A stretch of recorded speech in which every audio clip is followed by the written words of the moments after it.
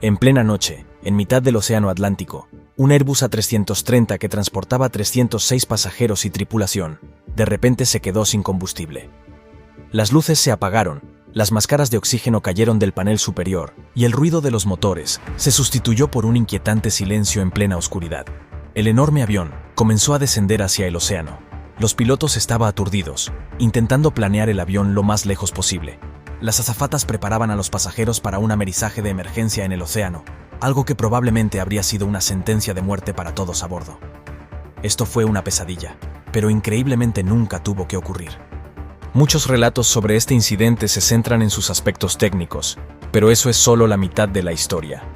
La verdad es que en el fondo, esta es una historia fascinante sobre la psicología humana. Es una historia sobre cómo las personas toman decisiones bajo presión cuando se enfrentan a información ambigua. Esta es la historia del vuelo de Air Transat 236. Antecedentes de vuelo. La noche del 23 de agosto de 2001, 293 pasajeros y 13 tripulantes embarcaron en un Airbus A330 de Air Transat, en el aeropuerto de Pearson en Toronto, Canadá. Se dirigían a Lisboa, en Portugal, a 7 horas de viaje. La mayoría de los pasajeros iban de vacaciones y esperaban disfrutar del soleado clima de Portugal durante unas semanas, aunque también había muchos portugueses que volvían a casa. No tenían ni idea cuando subieron al avión esa noche de que un fallo crítico en uno de los motores pondría en grave peligro sus vidas a mitad de camino en pleno Océano Atlántico. A330. Los pasajeros no deberían haber tenido motivos de preocupación, ya que el Airbus A330 era un avión de última generación. Un avión provisto de potentes ordenadores que dan todo tipo de información a los pilotos, y con cientos de sensores a bordo. Todos sus sistemas estaban automatizados y desde su introducción hace unos años, se había consolidado como uno de los aviones más seguros del cielo. La aeronave utilizada para este vuelo tan solo tenía 2 años. Los pilotos. Al mando del vuelo se encontraba el capitán Robert Piché, de 48 años. En su época de piloto había acumulado más de 16.000 horas de experiencia de vuelo en una amplia variedad de aeronaves e hidroaviones en las duras escaladas del norte de Canadá. Sin embargo, para ser un piloto de aerolíneas, tenía una historia poco habitual. Antes de ser contratado por Air Transat, había cumplido 16 meses de una condena de 5 años de cárcel, tras ser sorprendido contrabandeando marihuana a Estados Unidos en una avioneta. Sin embargo, todo en esta carrera llena de acontecimientos palidecería en comparación con la crisis que se desplegaría sobre el océano en aquella noche. Piché, acompañado en la cabina por el primer oficial Dirk de Jager, que tenía unas 5.000 horas de vuelo de experiencia, de las cuales unas 400 eran en el A330. Aunque con menos experiencia que el capitán, él también había volado una gran variedad de aviones antes de entrenarse para volar el Airbus con Air Transat.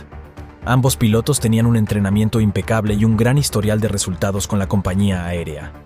Una vez que el avión había sido cargado con 48 toneladas métricas de combustible para la travesía a través del Atlántico y todos los pasajeros habían embarcado, el vuelo 236 empezó a moverse por la pista de despegue.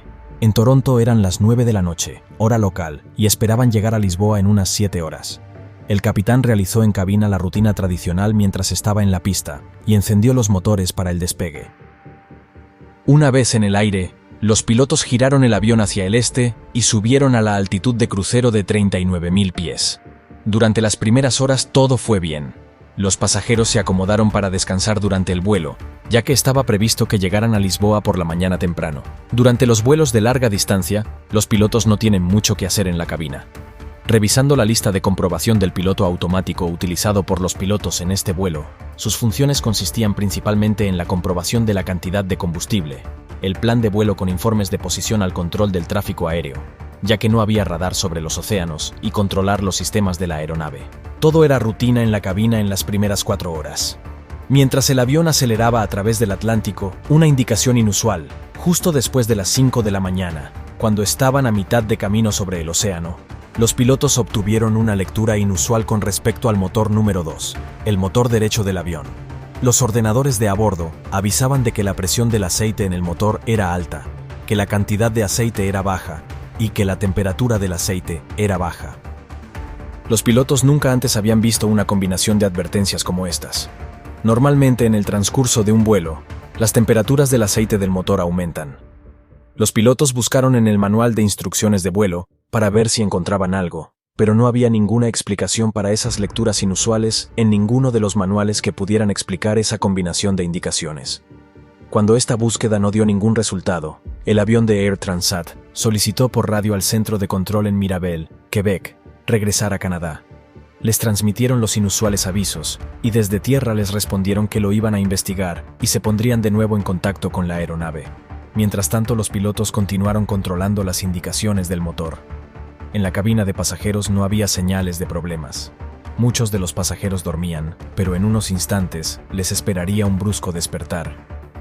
Unos 30 minutos más tarde, justo después de la mitad del viaje, pasadas las 5 de la mañana, apareció un mensaje de aviso en la ECAM, la pantalla central de la cabina. Los pilotos revisaron el apartado de combustible en la ECAM y vieron que había un desequilibrio de combustible entre los depósitos de la izquierda y los del ala derecha. Un desequilibrio de combustible es inusual, pero generalmente no es motivo de alarma. Para solucionarlo, los pilotos abrieron la válvula de alimentación, que permitía que el combustible fluyera del tanque del ala izquierda al derecho. Sin embargo, apenas 10 minutos después del desvío de combustible, los pilotos vieron que el panel indicaba que el total combustible de la aeronave había caído por debajo del nivel necesario para llegar a Lisboa. Ahora las cosas empezaban a ponerse serias. Estaban a mitad de camino cruzando el océano y no podían llegar a Europa. En medio del Atlántico, los pilotos no tenían muchas opciones para encontrar aeropuertos de desvío. De hecho, su única opción era un aeropuerto en las Islas Azores, que es una pequeña cadena de islas portuguesas en medio del Atlántico. Pusieron rumbo al aeropuerto de la isla de Terceira y notificaron al control aéreo que estaban desviándose por la escasez de combustible. En ese momento, el avión tenía solo 7 toneladas de combustible. Esto puede parecer mucho, pero es solo un 6% de la capacidad total del combustible de la 330. Además, el nivel seguía cayendo mucho más rápido de lo habitual. Si las lecturas de combustible eran ciertas, la situación de la aeronave era grave. El rápido ritmo de pérdida de combustible mostrado en el panel de instrumentos era totalmente coherente con que hubiera una fuga masiva de combustible. Pero los pilotos dudaban de que hubiera tal fuga. Por un lado, no había pasado nada durante el vuelo que provocaría que el combustible de repente empezase a ser expulsado del avión.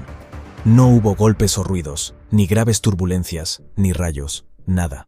Además, el consumo de combustible de las 4 primeras horas había sido completamente normal. ¿Cómo podría un nuevo avión como este, una 330, de repente empezar a perder combustible durante la parte más tranquila del vuelo?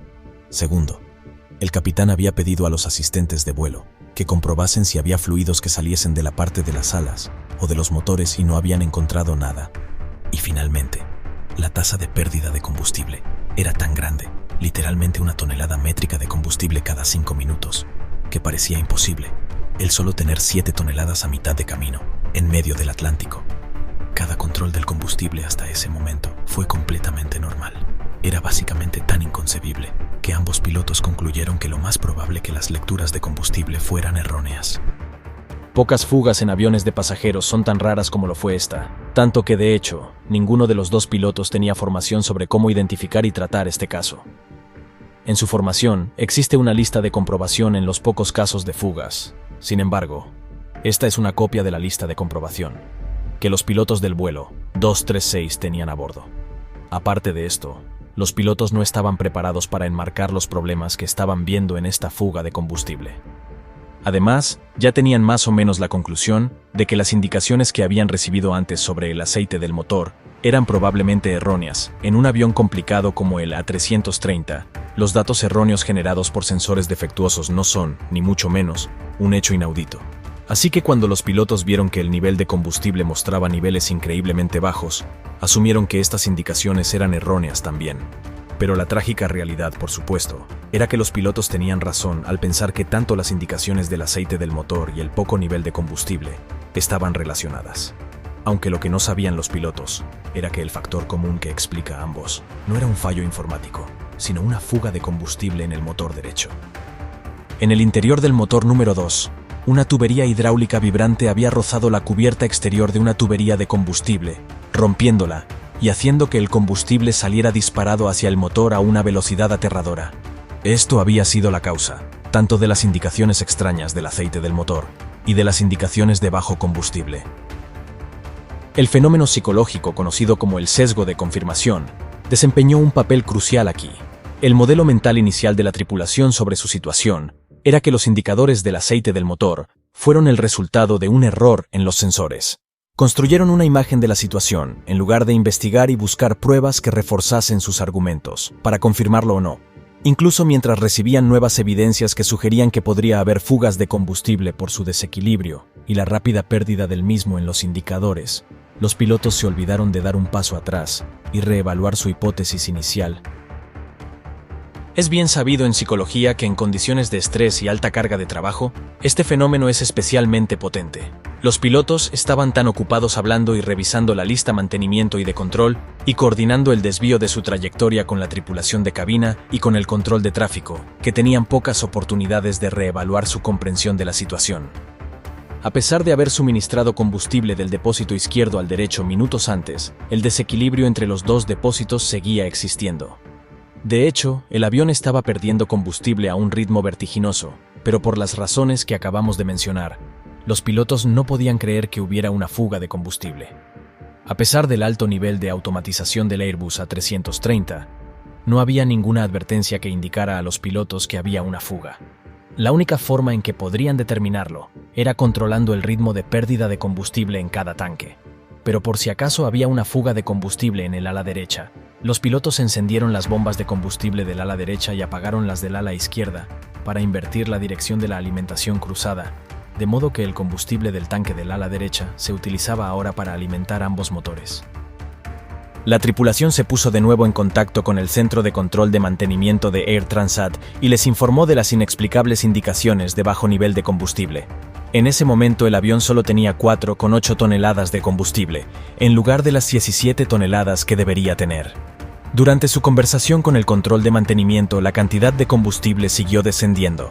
Los pilotos consideraron llevar a cabo el procedimiento de fuga de combustible, pero el capitán finalmente decidió no hacerlo, porque el procedimiento requería que descendieran a 20.000 pies.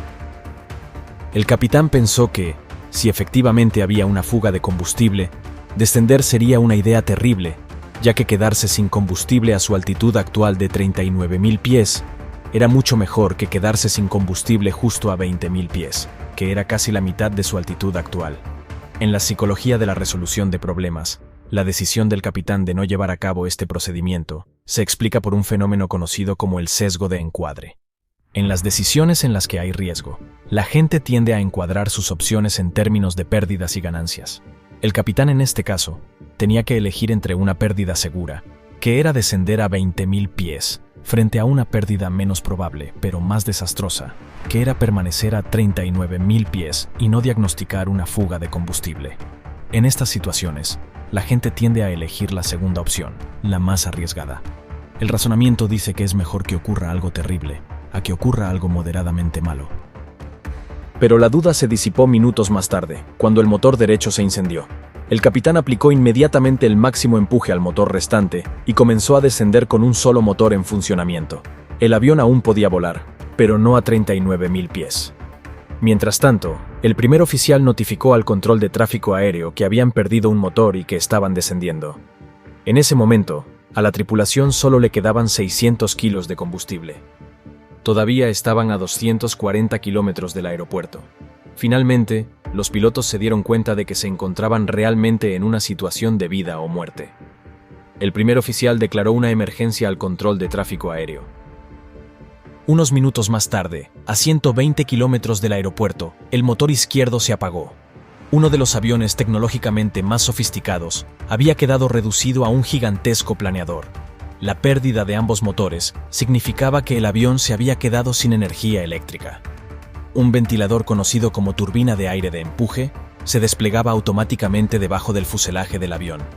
Girando con el viento, generaba una pequeña cantidad de energía eléctrica que se utilizaba para alimentar los instrumentos del capitán, así como algunos otros sistemas críticos. El capitán tenía la única tarea de alargar el planeo lo máximo posible, con la esperanza de poder llegar al aeropuerto. Las vidas de los 293 pasajeros pendían de un hilo. La cabina de pasajeros se había sumido en la oscuridad. Con la pérdida de energía eléctrica y sin motores, había un silencio espeluznante en el aire. El capitán dijo a los asistentes de vuelo que preparasen a los pasajeros para un amerizaje forzoso en el agua. Esto era básicamente una sentencia de muerte para todos en la noche, sin forma de ver el agua a su encuentro y con las grandes marejadas del océano Atlántico. Un aterrizaje forzoso en el mar desgarraría el fuselaje y los pasajeros que no murieran por el impacto probablemente se ahogarían, y los pocos que sobrevivieran al impacto inicial pronto sucumbirían a la hipotermia. Así que la elección que se le presentó al capitán Piché entre amerizar en el océano o intentar planear hasta el aeropuerto era una falsa elección. Realmente su única esperanza era planear hasta el aeropuerto, pero en plena noche con más de 100 kilómetros aún por recorrer, no era tarea fácil. El avión estaba descendiendo a 2.000 pies por minuto y a su altitud actual de 30.000 pies, significaba que no importaba lo que pasara, en 15 minutos el avión estaría en el suelo. Si terminaba en el mar o en la pista, estaba totalmente en manos del capitán Piché. Sin motores para alimentar de aire la cabina, estaba empezando a despresurizarse. Las máscaras de oxígeno cayeron y los pasajeros se apresuraron a ponérselas a tiempo. Los pilotos también se pusieron sus máscaras de oxígeno. Aunque el capitán tenía experiencia en aterrizajes sin motor en aviones de menor tamaño, con el A330, la tarea a la que se enfrentaba no se parecía a nada que hubiera experimentado antes. Era de noche, estaba a 100 kilómetros del aeropuerto, y el A330 distaba mucho de ser un planeador perfecto. En el A330, como en todos los aviones de pasajeros, los motores no solo impulsan el avión, sino que también son una fuente de energía eléctrica e hidráulica. La pérdida de ambos motores había provocado que varios sistemas importantes dejaran de funcionar. Para empezar, el avión había perdido 2 de sus 3 sistemas hidráulicos. Estos accionaban el estabilizador en el plano de cola, haciendo más difícil para el capitán controlar el cabeceo del avión. El avión también había perdido la mayor parte de sus alerones del ala, la dirección de la rueda del morro y los inversores de empuje en los motores. En otras palabras, el avión no solo estaba sin potencia del motor, sino que ahora era más difícil de controlar en el aire, y si Piché se las arreglaba para llevarlo a la pista, sería más difícil de dirigir y de detener. En el aeropuerto, el controlador de la torre empezó a encender y apagar las luces de la pista para mostrar a los pilotos dónde estaba el aeropuerto. La tripulación podía verlo desde muy lejos en el horizonte, un solitario punto de luz en el oscuro océano Atlántico. Para mantener el avión en el aire el mayor tiempo posible, el capitán voló el descenso a una velocidad entre la velocidad de planeo recomendada y la velocidad de aviso de pérdida. Si se encontraba a demasiada altitud en la aproximación, podía descender más rápido para perder velocidad. Pero si acababa demasiado bajo, no habría forma de recuperar esa altitud. Quería mantener tanta altitud como fuera posible durante el descenso, pero había algunas limitaciones más con las que Piché tenía que lidiar. Tenía que mantener su velocidad por encima de 140 nudos, o la turbina de aire dejaría de generar electricidad. Al mismo tiempo, no podía ir más rápido de 200 nudos, o el tren de aterrizaje no se extendería. Y como planeaba, la única manera de controlar su velocidad era inclinando el morro hacia arriba o hacia abajo. Detrás, los 293 pasajeros se preparaban para amerizar en el océano. Las azafatas les enseñaron a adoptar la posición correcta. La cabina estaba en un silencio sepulcral mientras los minutos pasaban descendiendo. A medida que el capitán se acercaba al aeropuerto, vio que sus intentos de mantener el avión alto habían funcionado, solo que habían funcionado demasiado bien y ahora había un nuevo problema. El avión estaba demasiado alto. Estaba a 8 millas y todavía a 13.000 pies. En una aproximación normal habría estado a unos 3.000 pies. En este punto, si hacía la aproximación, ahora tendría que descender abruptamente, lo que aumentaría su velocidad aerodinámica hasta el punto de hacer imposible el aterrizaje. Así que, dada la falta de potencia de los motores, Piché tuvo que distanciarse un poco de la pista y comenzó un giro de 360 grados para perder altitud. Durante este giro, el primer oficial bajó el tren de aterrizaje y extendió las lamas de la parte delantera de las alas, que proporcionaban una sustentación adicional, que permitía al avión volar más despacio sin producir demasiada resistencia. Este giro fue una maniobra inquietante, ya que a la mitad, el avión estaba de espaldas al aeropuerto. Finalmente, después de 20 minutos, el capitán niveló las alas mientras la pista volvía a estar a la vista. Sin embargo, todavía estaba alto, y ya no lo suficiente como para hacer otro giro de 360 grados. Debido a esto, a medida que se acercaba al aeropuerto, llevó a cabo una serie de giros, inclinando el avión hacia la izquierda y luego hacia la derecha, en un intento de poner más distancia entre él y la pista. Se enviaron a todos los vehículos de rescate para recibir a la aeronave en la pista. Los bomberos y las ambulancias esperaban en la pista preparándose para el aterrizaje forzoso de un A330. El primer oficial controló cuidadosamente la velocidad del avión, mientras el capitán realizaba la aproximación final sin alerones.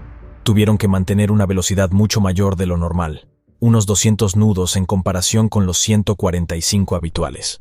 Aproximadamente el primer oficial dijo en voz alta las velocidades y altitudes para ayudar al capitán mientras llegaba a su encuentro.